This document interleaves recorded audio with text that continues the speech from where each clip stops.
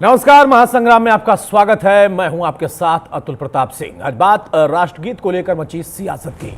आज राष्ट्रगीत वंदे मातरम के 150 साल पूरे हुए और इस मौके पर पूरे देश में उत्सव है। कश्मीर से लेकर कन्याकुमारी तक राष्ट्रगीत गाया गया। इस मौके पर दिल्ली में प्रधानमंत्री मोदी ने स्मरणोत्सव की शुरुआत की और दावा किया कि 1937 के कांग्रेस अधिवेशन में वंदे मातरम को तोड़ दिया गया, उसके दो टुकड़े कर दिए गए जानबूझकर। इसके पीछे की नीति विभाजनकारी थी और इस विभाजन ने देश के विभाजन को एक नए बीज के तौर पर एक मौका दिया। लेकिन पीएम के इस दावे पर कांग्रेस भड़क गई। कांग्रेस अध्यक्ष मल्लिकार्जुन खड़गे ने कहा कि आरएसएस वालों ने तो 52 साल तक राष्ट्रध्वज फहराया ही नहीं। कांग्रेस ने दावा भी किया कि पहली बार कांग्रेस के अधिवेशन में ही तो राष्ट्रगीत गाया गया था, पटल पर लाया गया था। इधर राजस्थान के मदरसों में राष्ट्रगीत गाने का सरकारी आदेश जारी हुआ तो सियासी बवंडर भी उठ गया। सरकार के आदेश पर मुस्लिम संगठनों ने आपत्ति जताई। वहीं कांग्रेस ने सरकार के आदेश को मुद्दों से ध्यान भटकाने वाला करार दिया। हालांकि सियासत के बीच में सवाल यह है कि जो वंदे मातरम राष्ट्रीय एकता का प्रतीक है, जिसे राष्ट्र के सम्मान में गाया जाता हो, उसे मजहब से आखिर कौन और क्यों जोड़ रहा? मदरसों में राष्ट्रगीत गाने पर अभी भी आपत्ति क्यों है? क्योंकि तर्क दिया जाता है कि मदरसों में लगातार राष्ट्रगीत गाया जाता है, सुनाया जाता है। आज इस मुद्दे पर हम चर्चा करेंगे कि उसके पहले रिपोर्ट देंगे।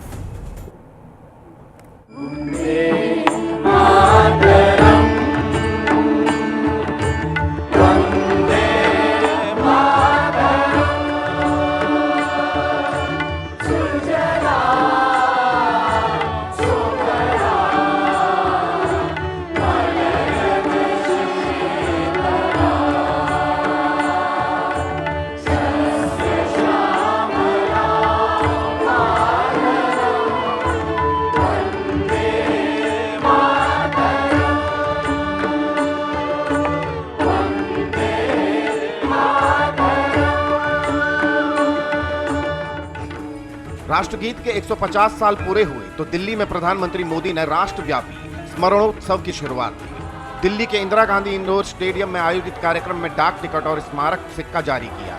इस दौरान प्रधानमंत्री ने वंदे मातरम को भारत की आजादी का उद्घोष बताकर कांग्रेस पर बड़ा हमला कर दिया। प्रधानमंत्री मोदी ने दावा किया कि 1937 में राष्ट्रगीत वंदे मातरम को तोड़ दिया गया था, उसके दो टुकड़े कर दिए गए थे। उन्होंने कहा कि वंदे मातरम के इस विभाजन ने देश के विभाजन के बीज बो दिए थे। 1937 में वंदे मातरम के महत्वपूर्ण पदों को, उसकी आत्मा के एक हिस्से को अलग कर दिया गया था। वंदे मातरम को तोड़ दिया गया था, उसके टुकड़े किए गए थे। वंदे मातरम के इस विभाजन ने देश के विभाजन के बीज भी बो दिए थे। राष्ट्र निर्माण का ये महामंत्र, इसके साथ ये अन्याय क्यों हुआ? प्रधानमंत्री मोदी के अलावा बीजेपी नेता अमित मालवीय ने इस प्रकरण में पंडित नेहरू का जिक्र किया। अमित मालवीय ने सोशल मीडिया पर पोस्ट कर लिखा, यह जरूरी है कि हमारी नई पीढ़ी जाने कि किस तरह कांग्रेस पार्टी ने पंडित नेहरू की अध्यक्षता में अपने मजहबी एजेंडे को बढ़ावा देते हुए 1937 के फैजपुर अधिवेशन में केवल कटा छटा वंदे मातरम को ही पार्टी का राष्ट्रगीत बताया था। ब्रिटिश शासन ने वंदे मातरम का उच्चारण तक अपराध घोषित कर दिया था, क्योंकि ये गीत जन जन को आजादी के लिए एकजुट कर रहा था। इस गीत का किसी धर्म या भाषा से कोई संबंध नहीं था, लेकिन कांग्रेस ने इसे धर्म से जोड़कर ऐतिहासिक पाप किया। नेहरू के नेतृत्व में कांग्रेस के धार्मिक कारणों का हवाला देकर जानबूझकर वंदे मातरम की वो पंक्तियां हटा दी गई जिसमें मां दुर्गा की स्तुति थी। बीजेपी ने कांग्रेस पर सीधा हमला किया। राष्ट्रगीत को लेकर कांग्रेस और पंडित नेहरू की मंशा को सवालों के कटघरे में खड़ा किया तो पलटवार होने में भी देर नहीं लगी।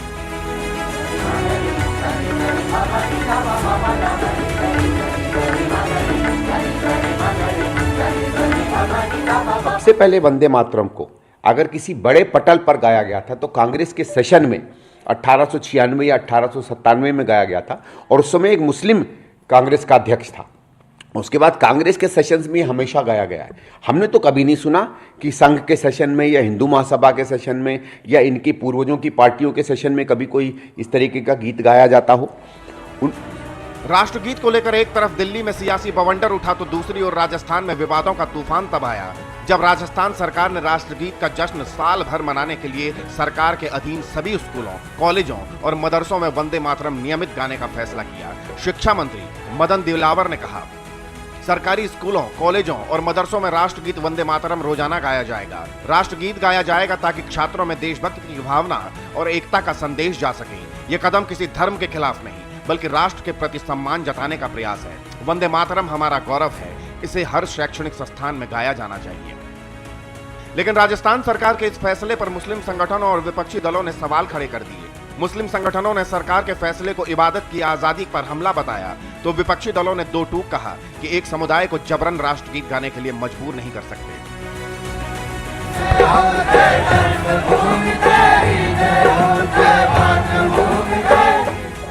जबरन किसी को कोई चीज पढ़ाई नहीं जा सकती। जो एक अल्लाह को मानता है, जो अपनी माँ का भी सजदा नहीं करता, वो जमीन का सजदा, सूरज का सजदा नहीं कर सकता। ये इस्लाम में कहा गया है और इस्लाम में सबसे बड़ा गुनाह अल्लाह का शरीक बनाना है। हम उसका अपोज थोड़ी करते हैं। हम तो हमेशा खड़े रहते हैं असेंबली के अंदर, पार्लियामेंट के अंदर, हम उसका सम्मान करते हैं। लेकिन मैं पढ़ नहीं सकता इसलिए कि मैं अल्लाह की इबादत करता हूँ। मदरसों में राष्ट्रगीत के आदेश पर सियासी क्लेश शुरू हो गया है, लेकिन सवाल है कि देशभक्ति की भावना जगाने के लिए स्कूल, कॉलेज और मदरसों में राष्ट्रगीत गाया जाएगा तो इससे आपत्ति क्यों? राष्ट्रगीत को मजहब से क्यों जोड़ा जा रहा है? और सवाल ये भी कि राष्ट्रगीत को लेकर सियासत आखिर कब तक? Bureau report, news India.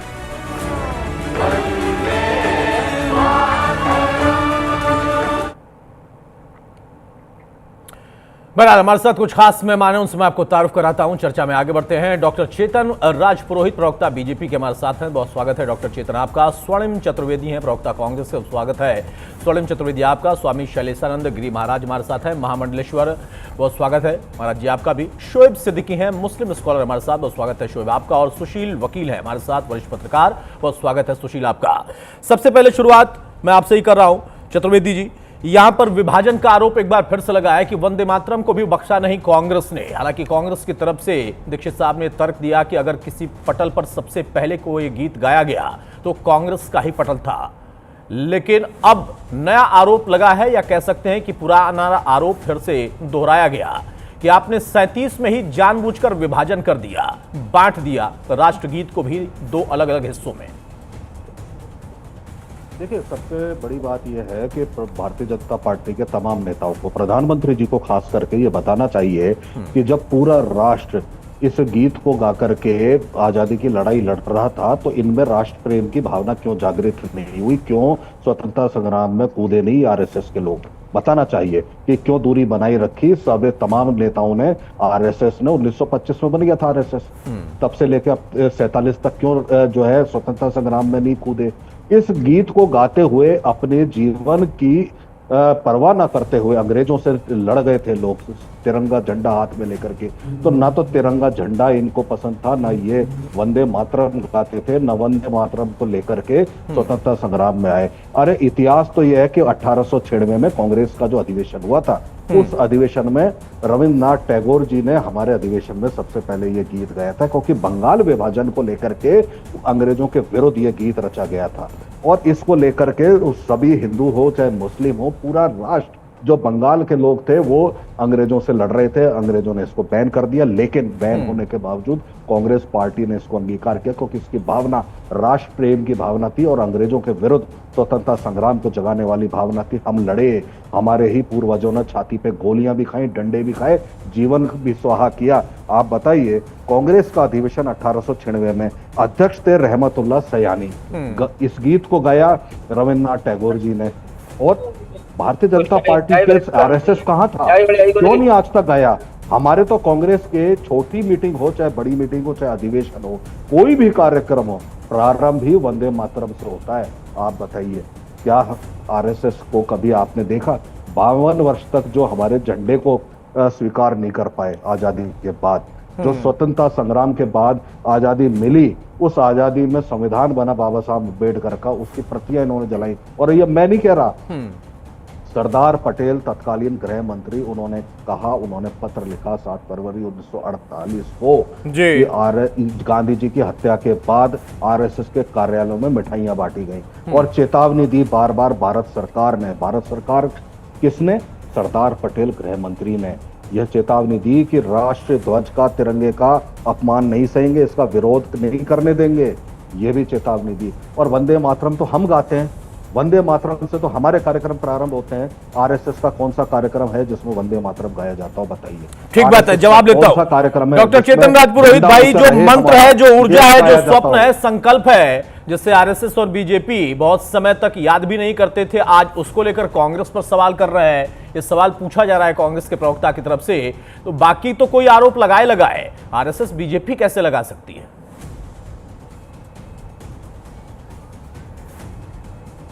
पुरोहित साहब, अपनी आवाज अनम्यूट कर लीजिए।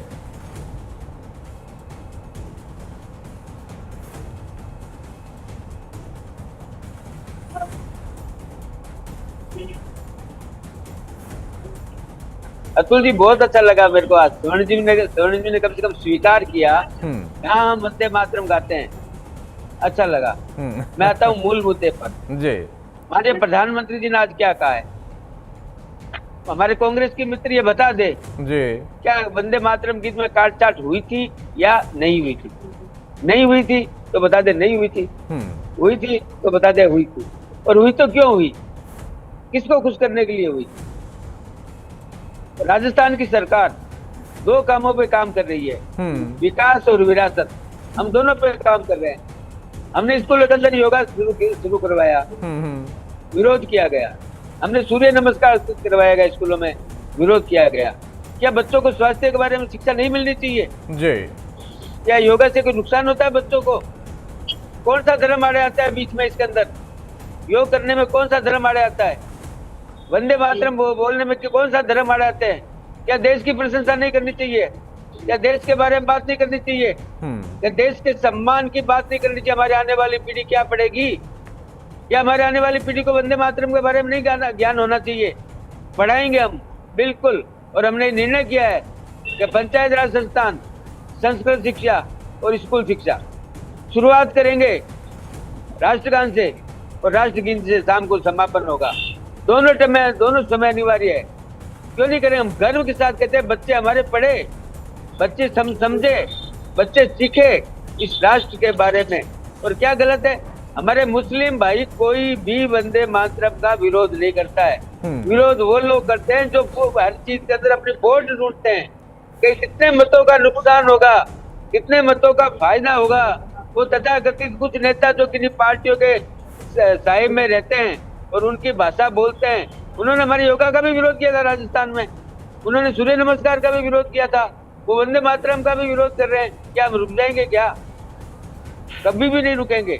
अच्छा राजपुरोहित साहब, आपने 2 चीजें कही। एक सवाल आपका कांग्रेस की तरफ था, आपने कहा कि अच्छा लगा आपको कि कम से कम वो कहते हैं कि वो गाते हैं राष्ट्रगीत। और दूसरा, राजस्थान सरकार के प्रयासों की आप बात करें। राजस्थान में कांग्रेस ने कहा है कि मुद्दों से भटकाने का आप काम कर रहे हैं या सरकार कर रही है, और कांग्रेस के ऊपर आपने सवाल सीधा उठाया कि विभाजन हुआ था या नहीं हुआ था, और अगर हुआ था तो क्यों हुआ था। इसका जवाब देंगे आप चतुर्वेदी जी बहुत जल्दी से, उसके बाद मैं बाकी मेहमानों के पास जाऊं।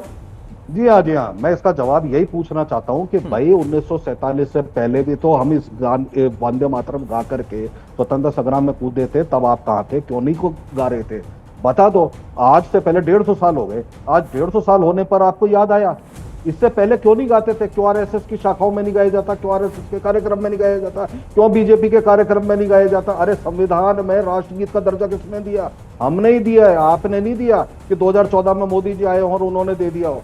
सबसे बड़ी बात है, इनको जवाब तो देना कि स्वतंत्रता आंदोलन से दूरी क्यों, वंदे मातरम से। अच्छा चतुर्वेदी साहब, एक सवाल है। देखिए, अब आपने कहा कि आरएसएस के यहाँ गाया जाता है, बीजेपी के यहाँ गाया जाता है कि नहीं जाता, ये बिल्कुल वाजिब सवाल हो सकता है आपका। ठीक वैसे ही जैसे मदरसों में गाया जाता है या नहीं गाया जाता है, ये सवाल रहता है, आज भी बना हुआ है। बहुत सारे मदरसों में गाया जाता है, बहुत सारे जगहों पर लोग आपत्ति कर देते हैं, धीरे धीरे बदल रहा है। मैं आ रहा हूं उसी पर आ रहा हूं। लेकिन जो सबसे मूल प्रश्न ये है कि क्या विभाजन हुआ था या नहीं हुआ था, पहले उसका आप जवाब दीजिए, उसके बाद में जाऊंगा उनके पास। देखिए, किसी चीज का विभाजन नहीं होता, कोई राष्ट्रगीत बनता है, राष्ट्रगीत आज जो है जिस स्वरूप में गाया जाता है ना, किसको आपत्ति है? जिसने गाया ही नहीं कभी, वो कोई आपत्ति लेकर के आए क्या? वंदे मातरम गा करके राष्ट्र प्रेम की भावना आप में उमड़ती, अगर राष्ट्र प्रेम होता तो आप बात करते। सबसे बड़ी बात यह, मैं तो कह रहा हूँ 1937 में सावरकर जिसने ये कहा कि भाई देश का विभाजन होना चाहिए, 37 में ही कहा था विभाजन की, सावरकर जी ने, हिंदू महासभा का अधिवेशन था, और 1942 में यही बात दोहराई मोहम्मद अली जिन्ना ने, और उसके बाद दोनों ही पार्टियों ने, जो आरएसएस की थी ना हिंदू महासभा और ये जो जिन्ना की मुस्लिम लीग, दोनों ने कोalition की सरकार बनाई। क्यों? क्योंकि कांग्रेस ने चुनावों का बहिष्कार करके कहा अंग्रेजों भारत छोड़ो। आप अंग्रेजों भारत छोड़ो से बाहर निकले, उसका तो आपने विरोध किया। सर, आपने कई मुद्दे इसमें क्लब कर दिए, विभाजन हुआ था नहीं हुआ था, बस सीधा सवाल था, मैं जवाब इसका देता हूं। चतुर्वेदी जी इसका जवाब लेता हूं। राजपुरोहित साहब, भाई वो इसी लाइन पर अड़े हुए हैं, उनका ये कहना है कि सवाल अगर उनका हो ना, जो कि कम से कम कहीं उससे कनेक्टेड हो, तो उनके सवाल का जवाब भी दे जाता है। बीजेपी आरएसएस ने सवाल खड़ा किया, जो गाते ही नहीं, जिनको पता ही नहीं कि उसकी महत्वता क्या है, उनके सवाल का जवाब ही क्या दे। फिर वो आजादी तक लेके आ रहे हैं, जिन्ना भी लेकर आए, उन्होंने सावरकर को भी शामिल कर लिया, उन्होंने बता दिया कि सरकार किसने बनाई, बहिष्कार किसने किया, बंटवारा किसकी चाहत थी, बहुत सारे उसके और भी अंश आ जाएंगे। मूल प्रश्न छूट गया। आप बताइए कि भाई विभाजन अगर कराया था तो क्यों कराया था? ऐसी मुद्दे पे आ रहा था अतुल जी। कांग्रेस पार्टी हमारे से पूछ रही है कि आप वंदे मातरम गाते हैं नहीं गाते हैं? बड़ा अच्छा लग रहा है हमारे को। हमारा कोई भी कार्यक्रम, पिछले 40 साल से मैं जुड़ा हुआ हूँ संगठन से, कोई भी बैठक हमारी, कोई भी सत्र भी बोल रहा हूँ, बिना राष्ट्रगान के हम लोग शुरू नहीं करते। पहली बात यह है। दूसरी बात, हमें किसी की सर्टिफिकेट की आवश्यकता नहीं है। सर्टिफिकेट की आवश्यकता कांग्रेस पार्टी है। ये बताए कांग्रेस पार्टी कि वो लाइनें क्यों हटाई गई थी उसके अंदर से, राष्ट्रगीत में से वो लाइनें क्यों हटाई गई थी? अभी बात की थी, हम लोगों ने स्वतंत्र आंदोलन में भाग नहीं लिया। हमारे वीर सावरकर जी के बारे में कांग्रेस पार्टी क्या कहती है आपको पता है? वीर सावरकर जी कहाँ रहे थे? माफी वीर जवाहरलाल नेहरू जी जब अमृतसर की जेल के अंदर बंद थे, कितने दिनों में बाहर आए, किस समझौते के अंदर बाहर आए? ये भारत की जनता अच्छी तरीके से भली भांति जानती है। कांग्रेस पार्टी ने जो समझौते अपने वोटों के लालच में भारत की राजनीति में किए हैं, वो उसी ने इस देश को नुकसान पहुंचाने का काम किया है। 1947 से लेकर के आज तक कांग्रेस पार्टी का एक ही एजेंडा है कि वोट पॉलिटिक्स के पीछे हमारे अल्पसंख्यक भाइयों को भड़काया जाए, उनको डराया जाए, उनको धमकाया जाए। किसके नाम पे धमकाया जाए? राष्ट्रगीत के नाम पे धमकाया जाए, राष्ट्र ज्ञान के बारे में धमकाया जाए, योग के बारे में कहा जाए, सूर्य ठीक है। नहीं, अब ये तो देखिए राजनीतिक आरोप प्रत्यारोप हो गया ना। चतुर्वेदी जी और राजपुरोहित साहब, आप दोनों लोग एक दूसरे पर राजनीतिक आरोप प्रत्यारोप पार्टी वाइज लगा रहे हैं। क्यों हटाया गया था, क्या वजह थी, उस पर अगर हम आते तो ज्यादा बेहतर है। बहरहाल मैं आप लोगों के पास लौटूं, उसके पहले मैं चाहूंगा बाकी मेहमानों को शामिल कर लें। शोएब सिद्दीकी साहब, भाई आपने सुना आजमी साहब को, वो कह रहा है कि हमारे यहाँ तो इबादत होती है, सिर्फ और सिर्फ किसकी बताने की जरूरत नहीं, हम तो माँ की भी इबादत नहीं करते। अब वंदे मातरम की बात हम कहां से ले आए? हालांकि बहुत सारे लोगों ने कहा कि नहीं, मदरसों में इसे शामिल भी किया गया है, वहां पर गाया भी जाता है, किसी को आपत्ति नहीं है। लेकिन फिर आपत्ति कहां पर है? और फिर इसमें एक ऐसा गीत जिससे राष्ट्र प्रेरणा की बात होती है, मजहब कहां आ जाता है कि नहीं वो इस मजहब का है, वो दूसरे मजहब का है? देखिए अतुल भाई, ऐसा है कि ये मामला जो है, मैं समझता हूँ बीच बीच में कई बार मंजर-ए-आम पर आता है। आज चूंकि 150 साल हुए थे, तो मुल्क के वजीर आजम ने भी जाहिर सी बात दिल्ली से अपना बयान दिया, तो उसको राजस्थान के मंत्री ने भी अपनी बात कह दी। देखिए होता क्या है, ये आपसी लड़ाई है आरएसएस की और बीजेपी की, उसमें कांग्रेस भी है, कई पार्टियां, लेकिन घूम फिर के मुसलमान पे आ जाता है। देखिए आप बताइए, जैसे सारे जहां से अच्छा हिंदुस्तान हमारा, हम बुलबुले उसके ये गुलसिता हमारा, मैं बचपन से लिखता आता हूँ, आज भी लिखता हूँ, हर बच्चे कहते हैं। लेकिन हमारे वहां जो है इबादत जो है सर अतुल भाई, वो सिर्फ और सिर्फ खुदा की है। माँ बाप का एहतराम ये आया है कि माँ बाप को पलके झुका के बात करो, सर न झुकाओ, सर झुकाओगे तो हो जाएगा कि उनको सजदा कर रहे हो। तो इस तरह मैं समझता हूं कि कोई भी जो बड़ा आलिम होगा, जिसको मालूमात इस मामले में होगी, वो कभी नहीं कहेगा कि आप इस तरह के कोई काम करें। अब आप देखिए राजस्थान के जो वहां के शिक्षा मंत्री हैं, उन्होंने जो बात कही है, उसमें देखिए कई मदरसों में पहले भी चलता रहा मामला, और उन्होंने शोषा इसलिए छोड़ दिया क्योंकि प्रधानमंत्री ने जब वहां पर दिल्ली में आज अपनी बात कही, तो उन्होंने अटैक जो है सिर्फ कांग्रेस पर किया। लेकिन कांग्रेस ने भी अपनी सफाई में अपनी बात कह दी, लेकिन घूम फिर के मुद्दा आ गया मुसलमानों पर। देखिए जब मुल्क आजाद हुआ था तो हिंदू भाइयों के साथ साथ मुसलमान भाइयों का भी खून बहा थी कि सर। जी। और यहाँ के संविधान ने हर मजहब को अपना राइट दिया अपनी बात कहने का, अपने मजहब को अपनी तरह जीने का। बिल्कुल। आप एक भी अतुल भाई एक भी आप मुसलमान हिंदुस्तान में बता दी, चैलेंज के साथ कह रहा हूं, सियासी मामले छोड़कर, कि किसी ने किसी गैर मुस्लिम से कहा हो कि आप अल्लाह अकबर कहिए। कोई डिबेट मुझे आज तक नहीं दिखी किसी चैनल पर। मैंने तो शायद को ऐसा चैनल जिसमें डिबेट ना दिया हो, मैंने दीपक चौरसिया जैसों को भी बैठ दिया, लेकिन कभी मुझसे किसी ने ये नहीं कहा कि किसी एक मुसलमान ने ये कहा हो, एक सेकंड, किसी एक मुसलमान ने कहा हो किसी हिंदू भाई से, ईसाई भाई से कि आप अल्लाह अकबर कहिए। तो मैं समझता हूं किसी के मजहबी मामले में मुदाखलत करना बहुत बेहतर चीज नहीं है। और मैं समझता हूं बेहतर तो कुछ भी नहीं है, मजहब के मामले में बेहतर नहीं होता है कि आप उसमें घुस जाएं, लेकिन क्या करें, इसी को तो राजनीति कहते हैं ना। बड़े खूबसूरत बात आपने कही है यहाँ पर शोएब सिद्दीकी साहब, कि आप मानते हैं कि हाँ, इसके लिए जिम्मेदार जितनी बीजेपी और आरएसएस को कांग्रेस ठहरा रही है उतनी जिम्मेदार कांग्रेस है। दोनों में कोई अंतर नहीं है, क्योंकि इन दोनों की वजह से ये मुसलमान को बीच में ला दिया जाता है। या फिर कुछ मुसलमान नेता, कुछ मुसलमान आप लोगों के रहनुमा भी ऐसे हैं जिन लोगों ने आप लोगों को मोहरा बना दिया, क्योंकि आपने कहा कि हम सजदा भी जहां करते हैं वहीं सिर झुकाते हैं। अब वंदे मातरम गाते हुए मुझे तो नहीं लगता कि कोई सिर झुकाने की भी कभी जरूरत पड़ी है। ये विवाद कहां से आ गया जो मुसलमान से सीधा जुड़ गया? देखिए अतुल भाई, ये जो बात आप कह रहे हैं कांग्रेस से आरएसएस से, इससे देखिए होता क्या है कि दो लोग के झगड़े में तीसरा आता है तो पता चला वो दोनों एक हो गए, तीसरा पिस गया।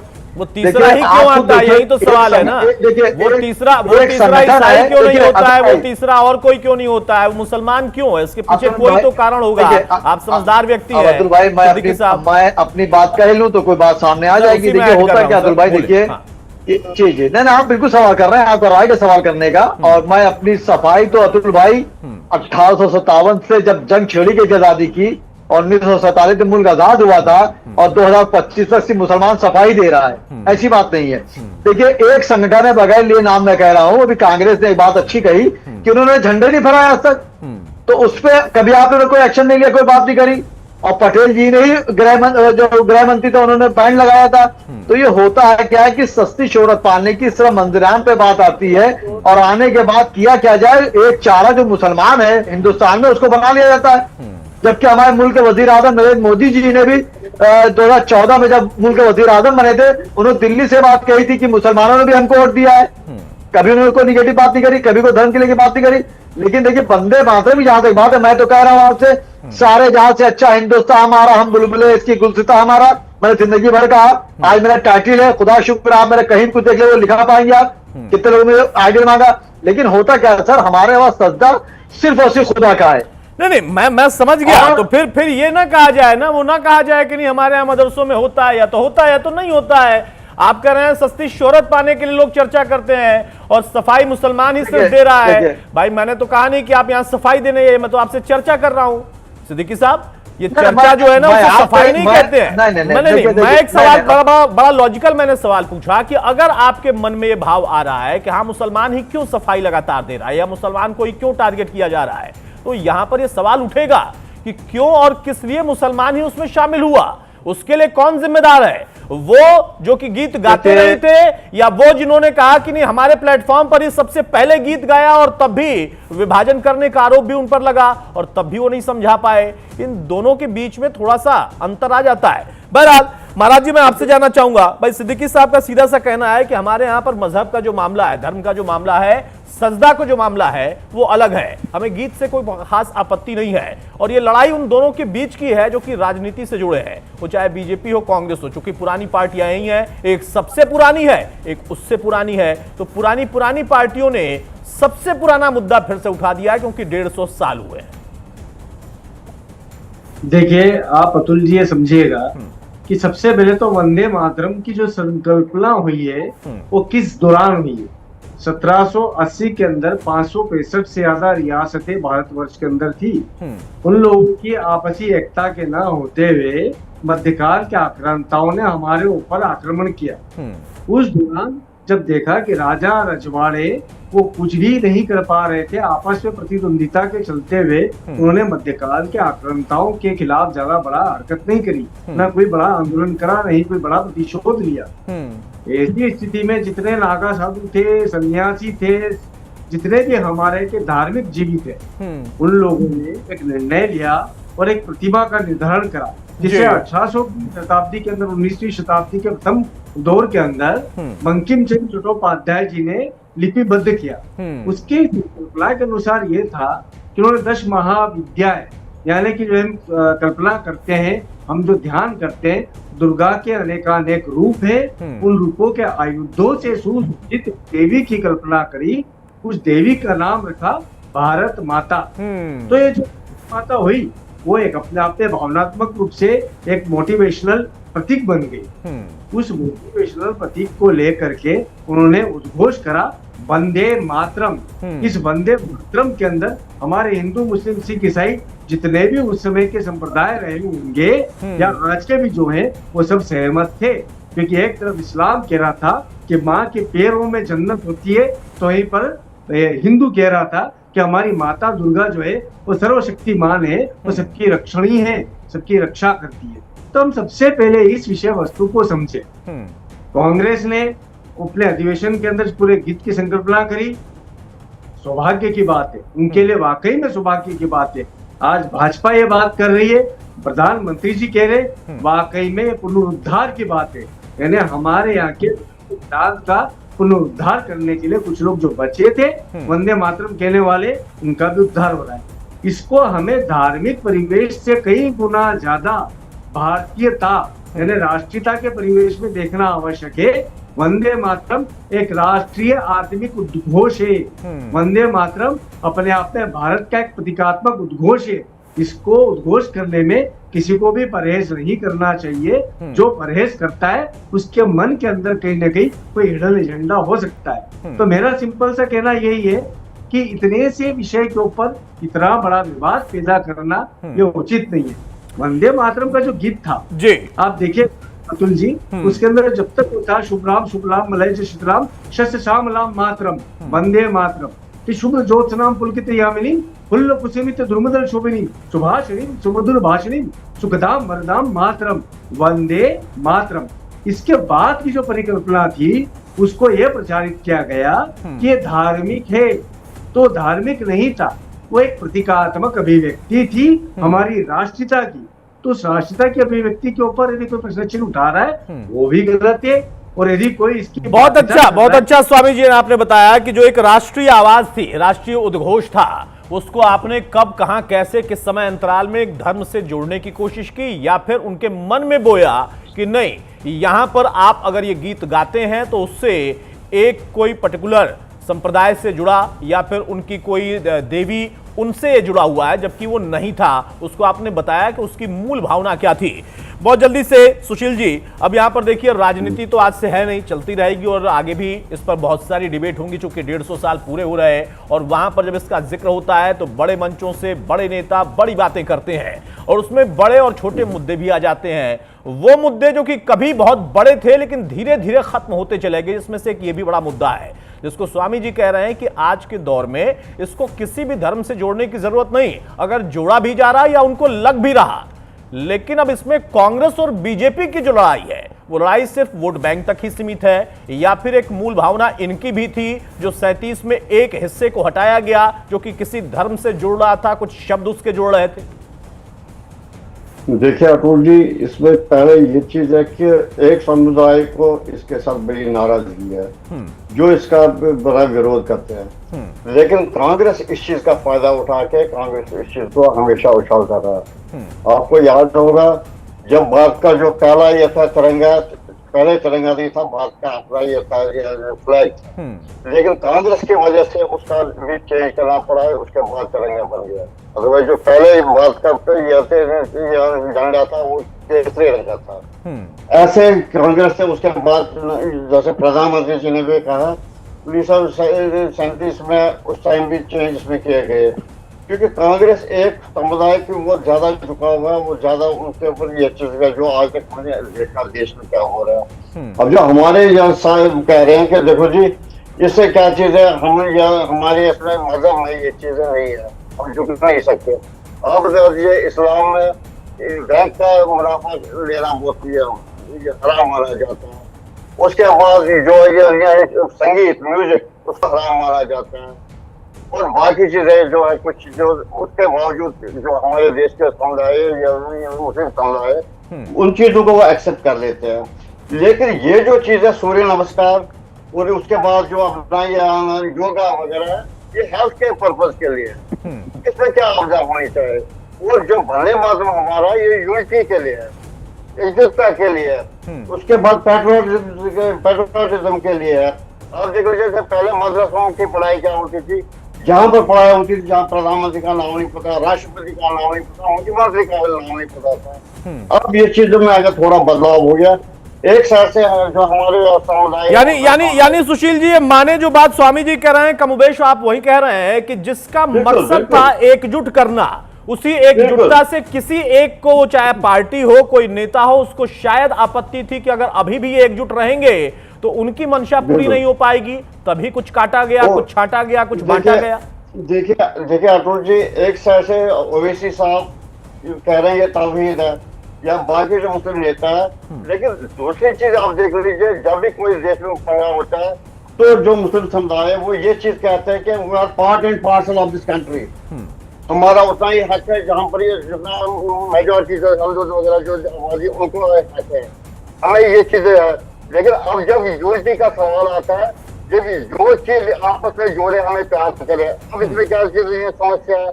अगर हाँ कुछ समुदाय ऐसे भी है जो सिनेमा हॉल में जब ये चलता है या गाना गाना वाला, वो मानती नहीं उठना या बाकी चीज से पूरी चीज आप बिलीव नहीं करोगे।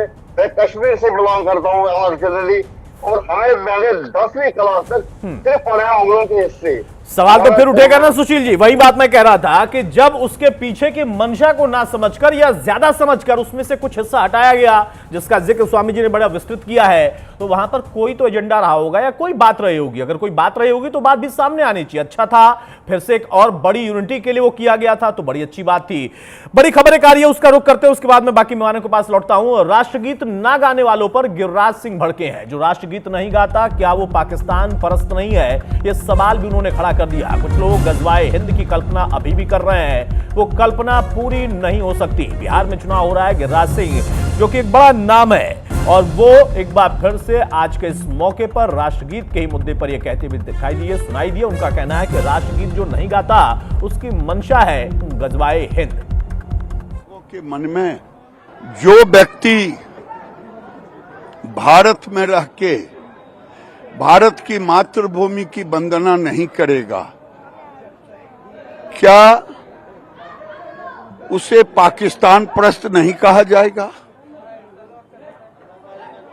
और पाकिस्तान परस्त लोगों के मन में, रोहिंग्या परस्त लोगों के मन में, बांग्लादेशी घुसपैठियों परस्त लोगों के मन में भारत के प्रति सम्मान नहीं, वो तो गजबाए हिंद की कल्पना कर रहे हैं। बताए भाई राजपुरोहित साहब बहुत जल्दी से, उसके बाद मैं चतुर्वेदी जी आपके पास आ रहा हूं। सवाल सीधा है, आपके मंत्री तो ये कह रहे हैं, आपके बड़े नेता खुद प्रधानमंत्री ने भी इस बात का जिक्र किया, लेकिन उनका बार बार यही तर्क है कि कम से कम सवाल बीजेपी आरएसएस ना उठाए, और आप कह रहे हैं कि एक हिस्सा जानबूझकर हटाया, काटा या छांटा गया था। वो क्यों किया गया था? क्योंकि जैसा स्वामी जी ने कहा, जैसा सुनील जी ने कहा, सुशील जी ने कहा है कि यहां पर सिर्फ यूनिटी मंशा थी। इस गीत के जरिए उस वक्त के, चाहे किसी भी धर्म, किसी भी पंथ, किसी संप्रदाय से लोग थे, उन सबको एकजुट किया जा रहा था। मेन मोटो सिर्फ इतना था, और उस पर बाद में अगर कुछ बंटवारा किया गया, बांटा गया, तो वहां पर भी कोई मोटिव रहा होगा। क्या था वो मोटिव? अतुल जी, सीधी सीधा है। कांग्रेस पार्टी जो भी काम करती है, उनका एक ही दृष्टिकोण है, इस देश की सुरक्षा से, इस देश के नागरिकों की भलाई से, और सभी समाज के वर्ग और सभी धर्म अपने सम्मान पूर्वक रहे, अपने धर्म का आदर करे, किसी के कोई इंटरफेरेंस नहीं है। हमारे मित्र अभी कह रहे थे कि माननीय प्रधानमंत्री जी ने कहा था कि सबका साथ, सबका विकास, सबका विश्वास और सबका प्रयास, और हर व्यक्ति मत देता है। सरकार का गठन होता है, लोकतंत्र में मतदाता मत देता है। हम कभी नहीं कहते किसने मत दिया, किसने नहीं दिया, सभी ने दिया है। प्रधानमंत्री पूरे देश के प्रधानमंत्री है।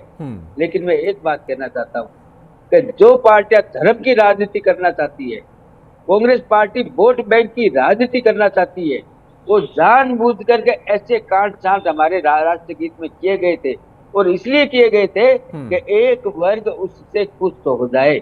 लेकिन ये मान के चलिए आप कि कांग्रेस पार्टी के कुछ तथाकथित नेता, उनके कुछ तथाकथित एजेंट जो अल्पसंख्यक भाइयों के बीच में है, वो ये प्रश्न खड़ा करते हैं। अल्पसंख्यक भाई कभी प्रश्न खड़ा नहीं करता है, आम मुस्लिम भाई कभी प्रश्न खड़ा नहीं करता है, उनको नहीं लेना देना है। सर आपके नेता तो कह रहे हैं जो मां भारती की आराधना नहीं करेगा वो गजवाए हिंद वाला है, वो पाकिस्तान परस्त है। सिद्दीकी साहब कह रहे हैं कि हमारे यहाँ भाई देखिए हमारे यहाँ माँ की भी इबादत नहीं होती है, हम सिर्फ खुदा को मानते हैं। जो भारत का नागरिक राष्ट्रगीत का सम्मान नहीं करता है वो भारत का नागरिक हो ही कैसे सकता है?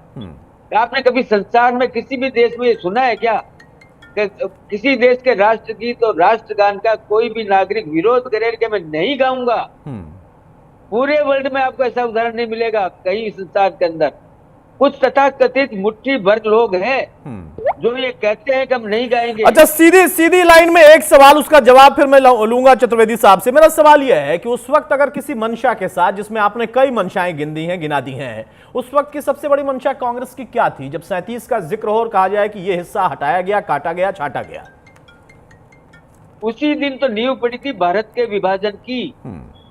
उसका मूल मंत्र भारत के विभाजन का यहीं से शुरू हुआ था। यही एक बीज था, यही वो जिन्ना था। उस जिन्ना को किस किस ने किया, क्या क्या किया? इस देश के बंटवारे को भारतीय जनता पार्टी की बात नहीं है, ये किसी संगठन की बात नहीं है, ये इस देश के मतदाता की, देश के नागरिक की बात है। ठीक है चतुर्वेदी साहब, सीधा जवाब दीजिएगा। भाई वो कह रहे हैं विभाजनकारी नीति के वजह से ये सब कुछ हुआ, उसका ठीकरा आप पर जाता है, आपने ही बीज बोया था, आज भी उस पर चर्चा हो रही है।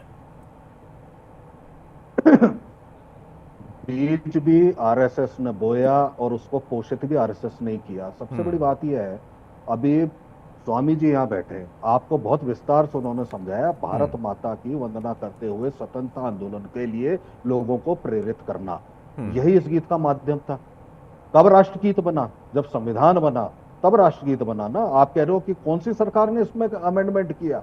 अरे हमने इसको अपनाया क्योंकि स्वतंत्रता आंदोलन चला रहे थे, पूरा देश उमड़ाया। बस एक लोग नहीं है जो आरएसएस से जुड़े हुए थे, जो अंग्रेजों से जुड़े हुए थे, जो अंग्रेजों से पेंशन ले रहे थे, वो ही नहीं आए। वो लोग थे जो नेताजी सुभाष चंद्र बोस का भी विरोध कर रहे थे कि भैया सेना में सुभाष चंद्र बोस जी के साथ मत जाओ, अंग्रेजों की सेना में जाके लड़ो। ये वो लोग थे जो स्वतंत्रता आंदोलन में भाग लेने की बजाय मोहम्मद अली जिन्ना के साथ मिलकर के श्यामा प्रसाद मुखर्जी सरकार बना रहे थे।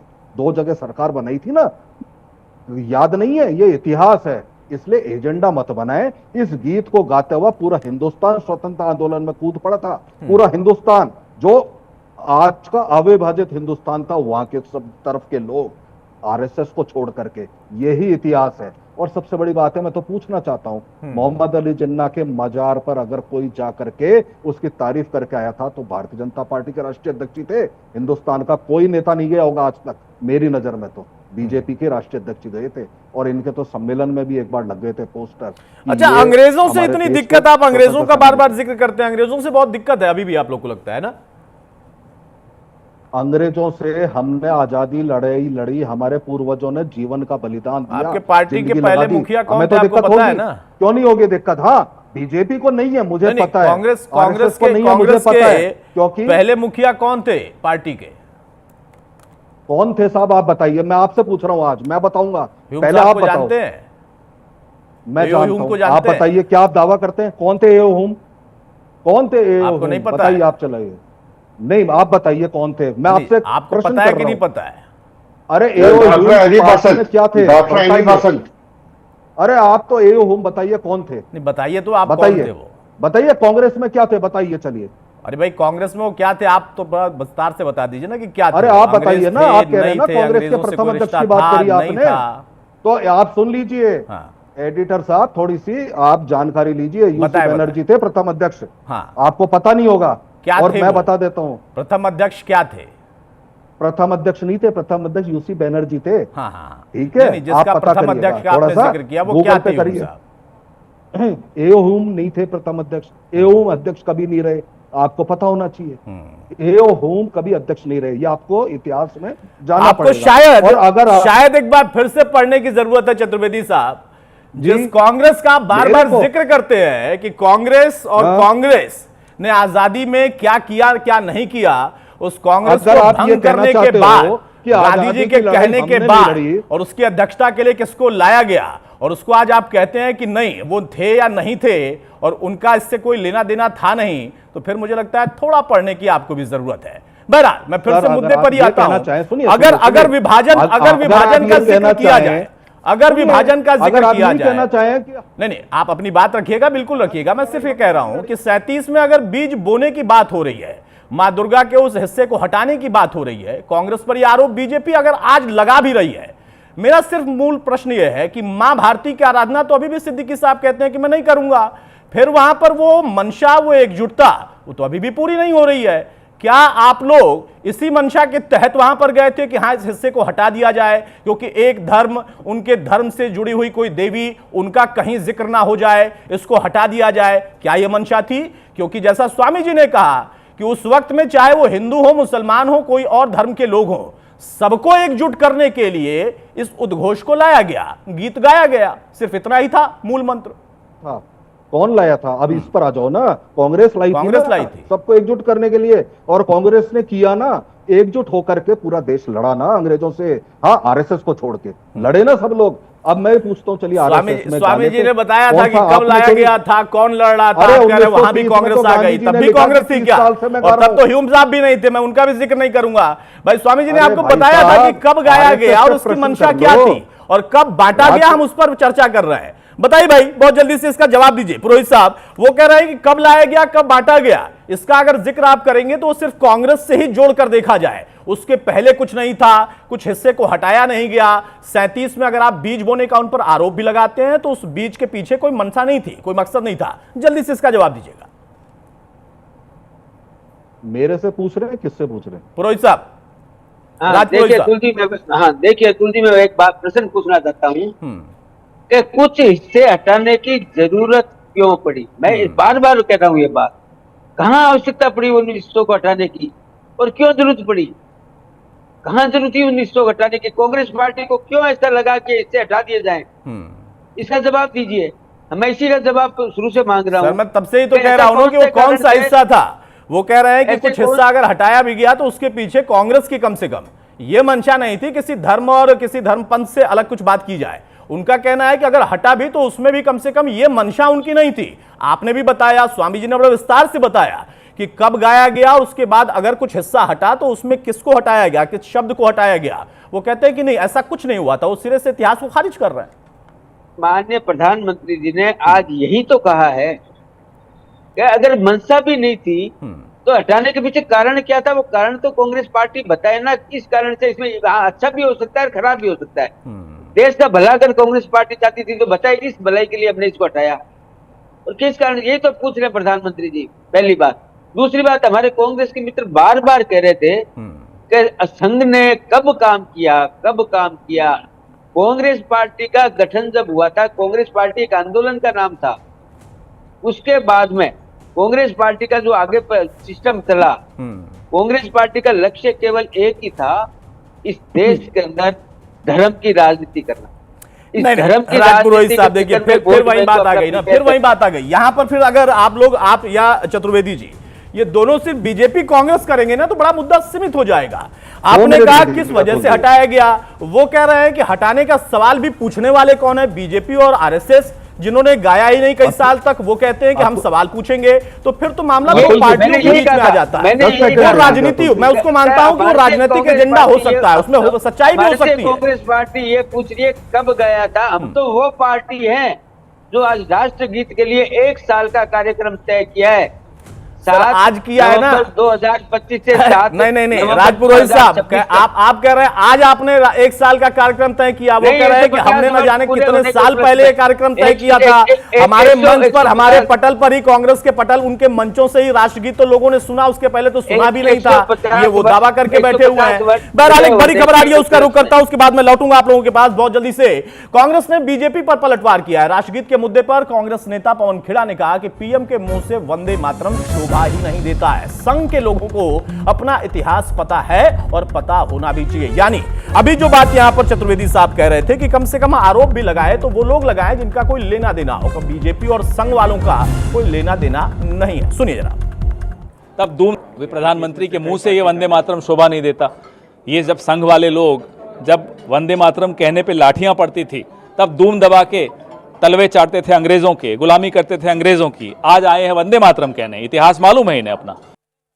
बहुत जल्दी से सिद्दीकी साहब, सीधा सवाल आपसे है सर। देखिए, राजनीति में अगर दो पार्टियां शामिल होती हैं तो उनका एजेंडा सेट होता है। वो कह रहे हैं कि हाँ सवाल आप पूछें लेकिन कम से कम बीजेपी आरएसएस ना पूछे क्योंकि उनके सवाल का वो जवाब नहीं देंगे। ये कांग्रेस का तर्क हो गया, एक नया आरोप उन्होंने गढ़ दिया। आपने कहा कि हमारे यहां किसी और की इबादत नहीं है स्वीकार्य और मां भारती इसकी मंशा है। यहां पर इस उद्घोष को इस पूरे देश के लिए, इस पूरे राष्ट्र के लिए लोगों को संगठित करने के प्रेरणा से ही रची गई। तो आप क्या उसको अपना हिस्सा मानते हैं, उसका हिस्सा बनना चाहते हैं? उस दौर से आज के दौर में भी मदरसों तक अगर वंदे मातरम है तो कोई आपत्ति है या नहीं है, या फिर यहां आप लोगों का भी कोई और बंटवारा है? क्योंकि आपका मामला धार्मिक हो जाता है अगर है या नहीं है तो, और उनका मामला राजनीतिक है। सिद्दीकी साहब, मेरी आवाज आई सर आपको? हाँ, आ गई बोलिए। आई आवाज सर। देखिए अतुल भाई, धार्मिक रंग हो ना हो लेकिन आप लोग धार्मिक रंग ही दे देते हैं। अरे भाई हम तो देखिए अतुल भाई ऐसा है, मैंने कोई सवाल ऐसा कहा जो आपसे अलग है? मैंने तो पूछा कि भाई उन दो लोगों का मामला राजनीतिक है। आपका अगर राजनीतिक है तो बता दीजिए, अगर धार्मिक है तो बता दीजिए। अब मैं एक मिनट अपनी बात कंप्लीट कर दूंगा। बोले सर, बोले। देखिए होता क्या है अतुल भाई, किसी भी मुल्क की हुकूमत को अख्तियार नहीं है कि किसी के मजहबी मामले में मुदाखलत करे। आप देखिए अंग्रेजों ने भी हमारे मुल्क को यही सब खेल करा और 100 साल लूटा, लेकिन जब उनका पर्दाफाश हुआ तो उनको मुल्क छोड़ना पड़ गया। आप देखिए सर होता क्या है, मैं हर मुसलमान का एक बात कहना चाह रहा हूँ कि एक आरजू नहीं, हर आरजू तो ये है, लाकर जरा सिरक दो खाके वतन कफन में। हर मुसलमान अपने हिंदुस्तान के लिए जिंदा था, जिंदा है, जिंदा रहेगा और जान देता था, जान देता रहेगा। आप देखिए सर हमारे वहां क्या है, आप क्या अभी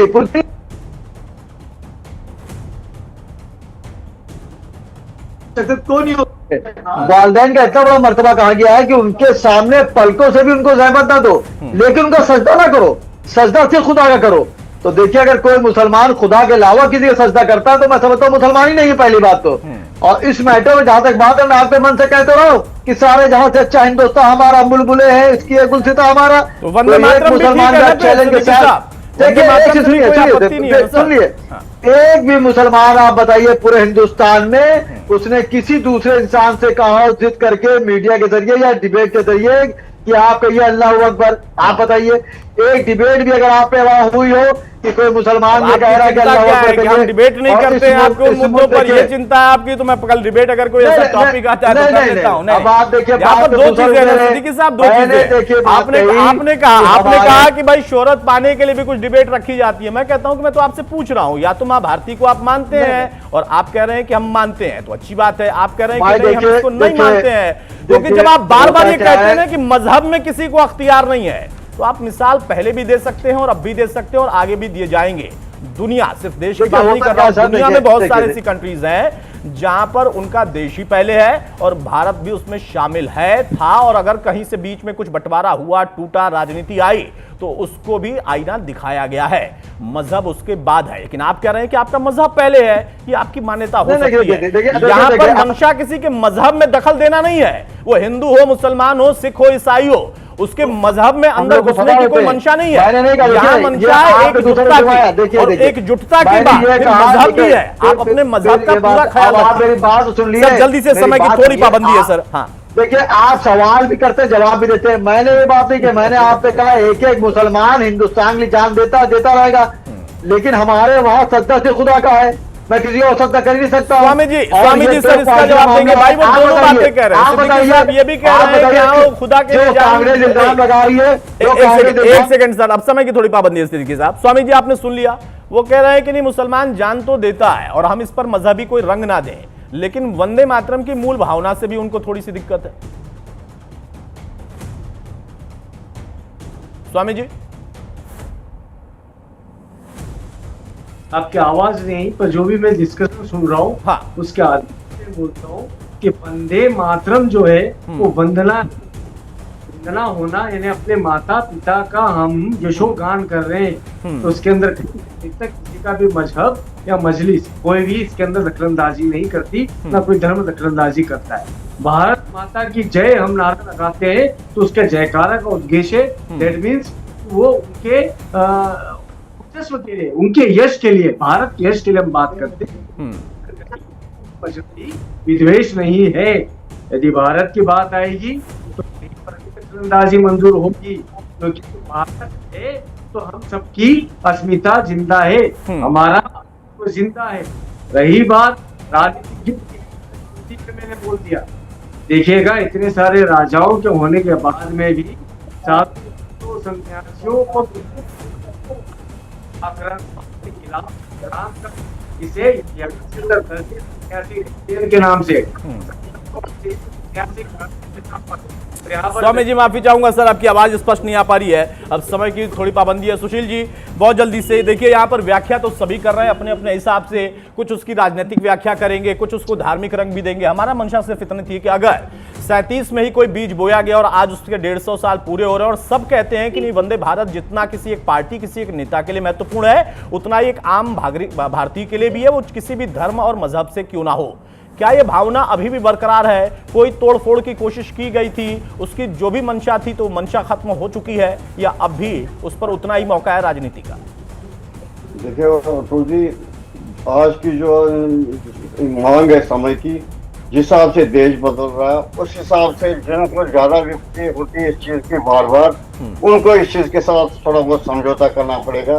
ये कहाँ तक ये चलेगा कि किसी को वोट डाल रहा तो उसको कहते हैं अपना ये रकाब थोड़ा सा हटा दो। मैं आपको कहूंगा, जब ये जो इस्लाम में सबसे बड़ी जगह है वो मक्का मदीना है, जब वहाँ इंडियन लेडी जाती है, उसको पहले एयरपोर्ट पे वो देखते हैं चेहरा यही है कि नहीं, उसके बाद जब वहाँ एंटर करते हैं वहाँ ये करने के लिए वहाँ भी उनको पहले ये देखा जाता है चेहरा।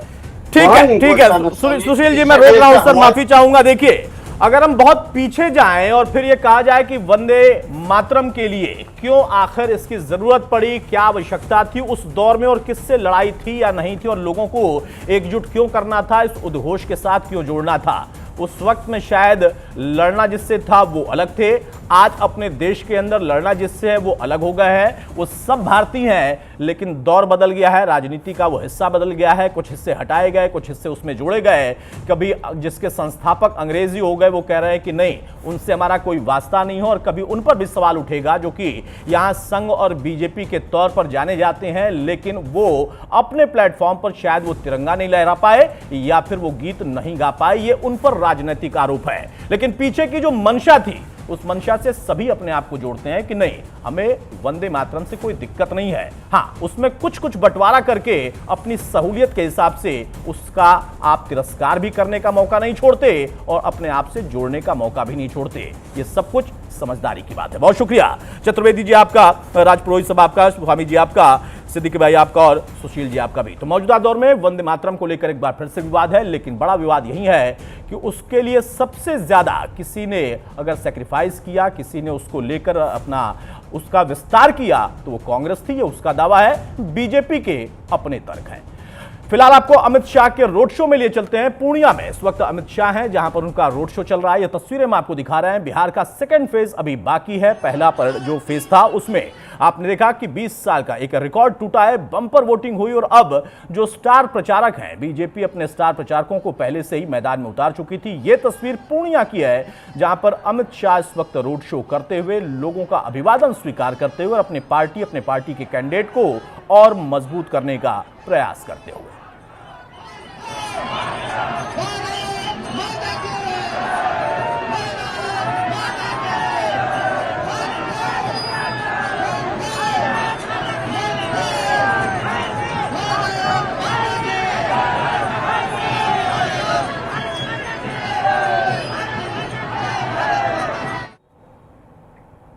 चलिए फिलहाल इस बुलेटिन बस इतना ही।